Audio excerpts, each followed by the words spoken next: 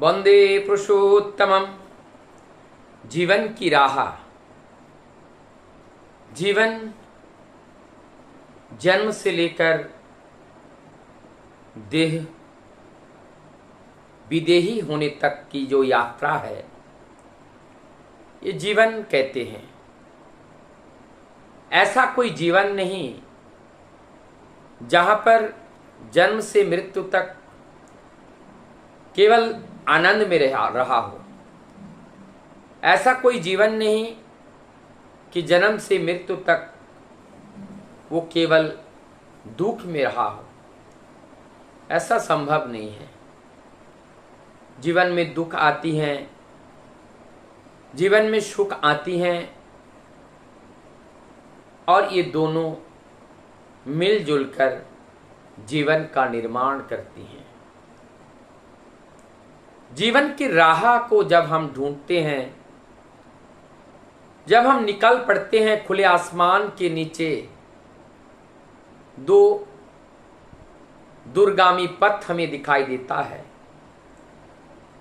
एक सत्य का पथ, एक असत्य का पथ, एक अंधकार का पथ, एक आलू का पथ, एक ज्ञान का पथ, एक अज्ञान का पथ, एक अपने धर्म गुरुओं का पथ, एक अधर्म का पथ, एक ज्ञान का पथ, एक अज्ञान का पथ। इस तरह से हमारे जीवन में दो राह है। अब हमें चुनना है हमारी जीवन को किस राह पर ले चलना है। हम मानव हैं, हम विवेकी हैं, हमारे पास चेतना है, हमारे पास बुद्धि है। बुद्धि का मतलब हम विचार कर सकते हैं कौन सा अच्छा है, कौन सा बुरा है। जब हम विवेकी हैं, हमारे पास बुद्धि है, तो हर कदम पर हमें सोचना पड़ेगा। वर्तमान में इसमें आनंद है, लेकिन भविष्य में क्या यह आनंद बरकरार रहेगा?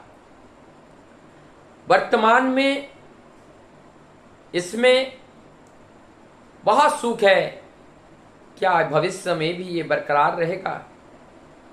ये प्रेडिक्शन, आज का कर्म काल मुझे कहां पर लेकर के गिराएगा, कहां पर लेकर छोड़ेगा, इतनी तीक्ष्ण बुद्धि हमारे पास होनी चाहिए। क्योंकि हम विवेकी हैं, आत्मचेतन का चिंतन कर सकते हैं। ऐसे विवेकपूर्ण भाव से हर कार्य की, जीवन की हर राह पर, हर कदम पर सोच समझ कर अगर हम कदम रखते हैं, तो जीवन में अनेक बड़े बड़े कठिनाइयां को हम पार कर पाते हैं। लेकिन हम विवेक विवेचना करके अगर ना चले, हर पग पग में हमें दुख आती हैं। जीवन की राह बड़ा सरल और बड़ा कठिन भी है, लेकिन सबसे पहले चुनने की शक्ति, सामर्थ्य हमारे पास होनी चाहिए। उसके लिए जरूरत है ज्ञान की, उसके लिए जरूरत है बुद्धि और विवेक की। लेकिन इस ज्ञान के लिए, इस ज्ञान को हमें अर्जन करना पड़ेगा। ज्ञान भी सत्य ज्ञान है, ज्ञान भी मिथ्या ज्ञान भी है। सत्य ज्ञान उसे कहते हैं जो हमें उस परमात्म परमात्मा की ओर ले जाता है। वही ज्ञान एकमात्र सत्य ज्ञान है। उसके अलावा जो उस परम सत्य से विमुख कराते हैं, वह असत्य है। उसमें दुख होता है, उसमें पराजय होता है, उसमें हानि होती है, उसमें जीवन धीरे धीरे पतन की ओर जाता है।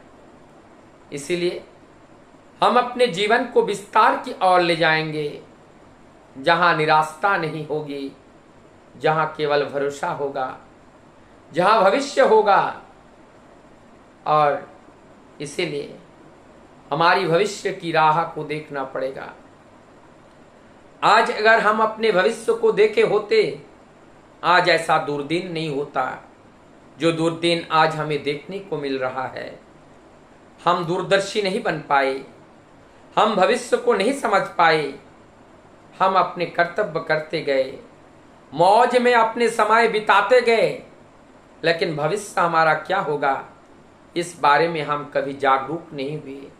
उसका दुष्परिणाम आज है हमारे घर के संतान, आर्य संतान आर्य परंपरा को भूल चुके हैं। हमारे वेद पुराण महाभारत रामायण धरे के धरे रह गए कागज के पन्ने में, उसको खोलकर देखने वाले कोई सपूत जन्म नहीं ले रहा है, और जो ले रहा है उनको हम प्रेरणा नहीं दे पा रहे हैं।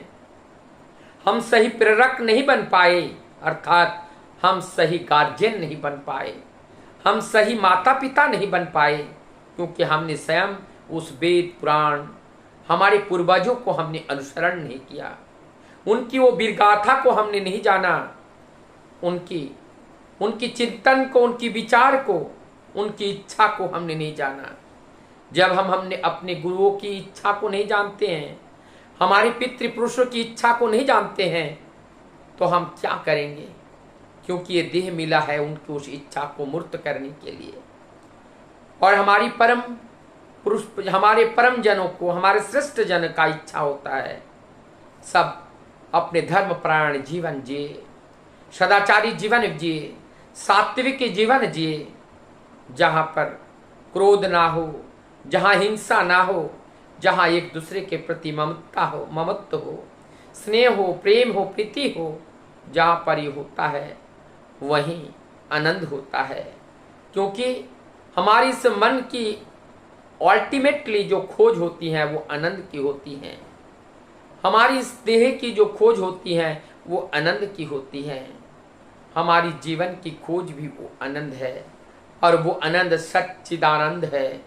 और उस सच्चिदानंद को जानने के लिए उसे पथ पर चलने का जो पथ है उस पथ को जानना पड़ेगा। और पथ को जानने के लिए जो उस पथ को जानते हैं वो जानने वाले व्यक्ति का अनुसरण करना पड़ेगा। जब उनको हम पकड़ेंगे, उनके माध्यम से हम उस परम धाम की यात्रा करने में सफल हो पाएंगे।